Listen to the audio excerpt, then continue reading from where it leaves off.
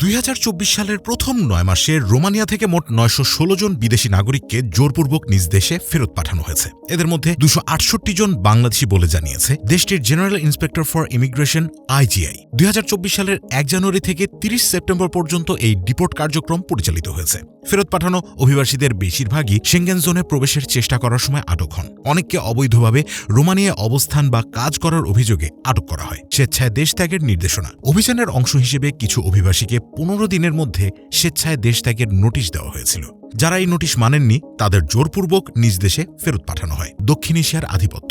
Romania থেকে ফেরত পাঠানো অভিবাসীদের মধ্যে দক্ষিণ এশিয়ার নাগরিকরাই শীর্ষে রয়েছেন। তাদের মধ্যে বাংলাদেশের 268 জন, নেপালের 148 জন, শ্রীলঙ্কার 105 জন, পাকিস্তানের 89 জন এবং ভারতের 48 জন। আর অন্যান্য দেশের মধ্যে উল্লেখযোগ্য হল মিশরের 29 জন, মলদোভার 25 জন, তুরস্ক ও ভিয়েতনামের 22 জন করে এবং মরক্কোর 20 জন।